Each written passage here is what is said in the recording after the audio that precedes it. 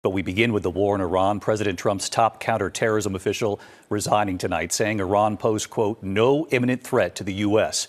Late today, the president lashing out after Joe Kent, his hand-picked director of the National Counterterrorism Center, quit his post. Tonight, President Trump also furious. NATO allies are refusing to help protect the critical Strait of Hormuz, more than 2 weeks after President Trump started the war. And tonight, Iran now confirming its national security chief has been killed in an Israeli airstrike. And a short time ago, the images coming in, flames rising from the U.S. Embassy in Baghdad. What we've learned, Iran-backed groups hitting multiple targets. Rachel Scott leading us off here with this high-level resignation tonight and President Trump's response. Tonight, the administration's top counterterrorism official resigning in protest over President Trump's war with Iran, declaring Iran posed no imminent threat to our nation. Joe Kent, director of the National Counterterrorism Center, writing, I cannot in good conscience support the ongoing war in Iran. It is clear that we started this war due to pressure from Israel and its powerful American lobby. Kent accusing Israel of a misinformation campaign to deceive Trump into believing that Iran posed an imminent threat to the United States, and that should he strike now, there was a clear path to swift victory. This was a lie.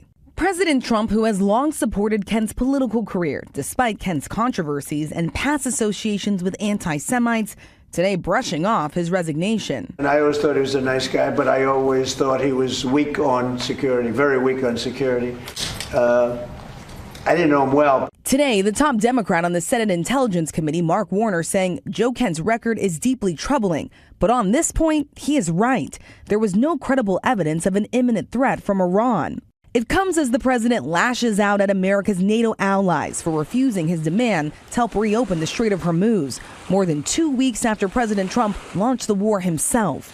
Germany declaring it's not our war. We can't be at every place to support a war which we didn't start it. From the UK, a similar message. And today, French President Emmanuel Macron Nous ne sommes pas partie prenante au conflit. Saying France will never take part in operations to open or liberate the Strait of Hormuz in the current context. I think NATO's making a very foolish mistake. After calling for Europe's help, tonight the president saying he doesn't need it after all.